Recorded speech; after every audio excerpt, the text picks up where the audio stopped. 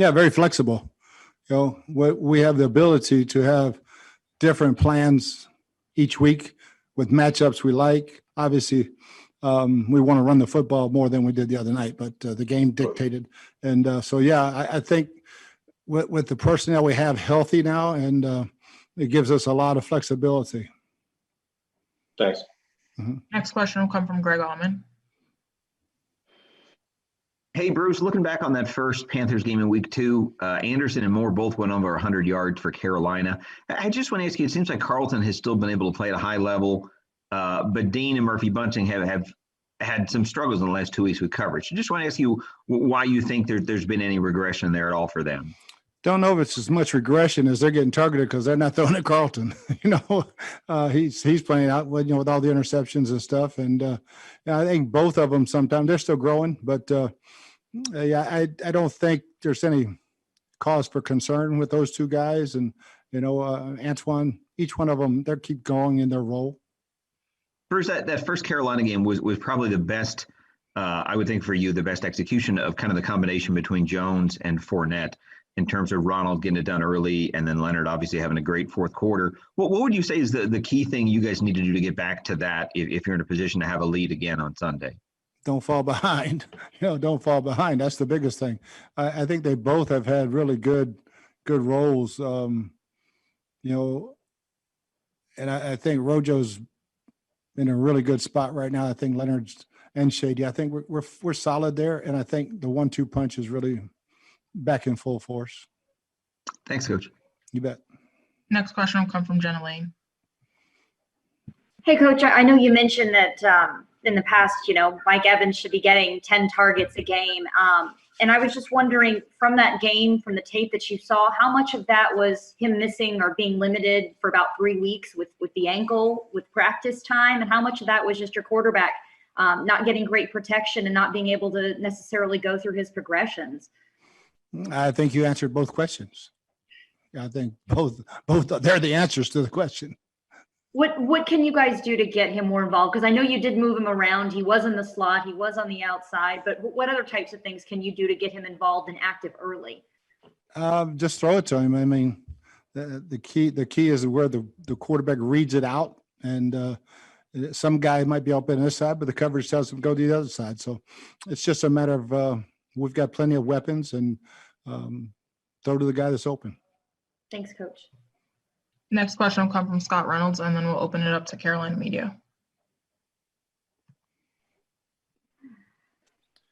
Hey, Bruce, you guys have given up over 100 yards rushing the last 2 games. Are you finding that the teams are attacking you more with 2 and 3 tight ends to take advantage of not having as much size as you did before with Vita Vea in the lineup? I think it's more to keep us out of nickel because of the in base defense you only can do so much. Nickel is you can get pretty exotic with them, and I think the 3 tight ends is something that tries to get you in base defense to throw the ball more than run it. I mean, Taysom Hill had we just didn't stop the power play, but I mean we stopped Kamara really well, but we didn't stop Taysom Hill. And in the Giants we got out of our gap twice and trying to do too much. But yeah, I'm not concerned with the running game right now. I think we'll bounce back pretty good against a really good, talented backfield. And then when you look at the first quarter scoring, that was really a strength of your offense starting the season. You guys really jumped out on some teams. It's kind of gone the opposite way now. Have you been able to pinpoint over the last couple of weeks why you guys haven't had that advantage in the first quarter like you did in the first, say, 3 or 4 games of the season? Third down conversions. We're not maintaining possession of the football long enough to start games right now. Thank you, Bruce. Mm-hmm. Next question will come from David Newton. Hey, Coach, I wonder what your impressions of Panthers rookie Jeremy Chin are and how his position flexibility figures into your game planning. Yeah, it reminds me a ton of Deion Buchanan, playing the same basic position we had him playing in Arizona. And, having a hybrid player creates problems because of the number counts, and we got number 21 in there. He's a linebacker. Sometimes he's a safety. So you really have to be sharp with your identifications. And I want to ask you also, where do you stand on giving running backs big contracts and why? depends on who they are. If I had Chris McCaffrey, I'd give him all I could, but each and every one of them is so different, how much they're involved in your offense. How many times do they actually touch the ball? And when you have a guy like Christian, who's a great receiver and a great runner, that's a huge part of your offense normally. Next question will come from Joe Person. Hey, Bruce, thanks for having us on. Wondered what you've seen out of the Joe Brady scheme. How similar is it to what you see the Saints doing, and just what do you think's made it effective to this point? I think a lot of similarities. I think Teddy was able to adapt really quickly because he played in the offense, knew the terminology. There was a familiarity. So getting the rest of the guys up to speed, which looks like they've done pretty quickly because they're playing really, really well on offense right now.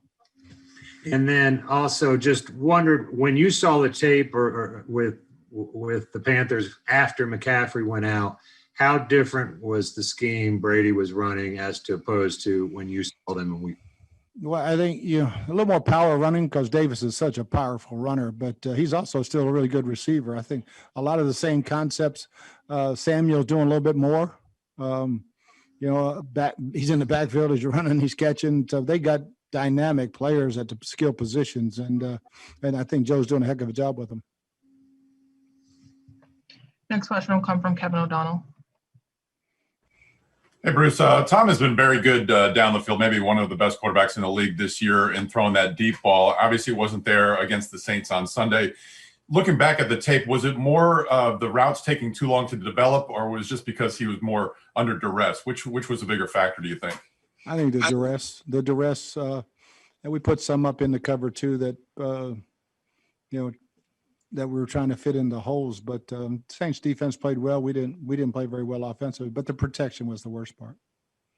And do you have a feel now of how you want to utilize Antonio Brown with the whole cast of characters you have at the wide receiver spot? Yeah, I thought he had a good role last week. He played a little bit more than I'd hoped because of the score, but he has a nice role and he fits in quickly. Thank you. Mm-hmm. Next question will come from Rick Stroud.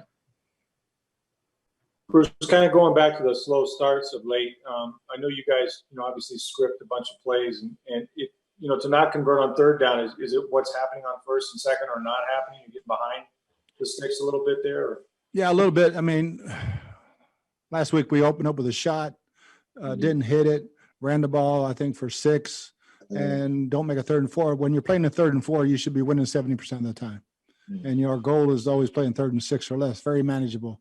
And we had way too many 3rd longs because of sacks, but not being able to run the football hurt in that ball game. And we've just missed a couple early 3rd down plays that normally we were hitting early and getting jump started and going, Right. Thanks. We have time for a couple more. Next, we'll go to Scott Reynolds. Bruce, with this tropical storm / hurricane coming, is that going to do anything to affect your preparation for tomorrow's practice? I know you have the indoor facility, but is this going to mess with you guys at all?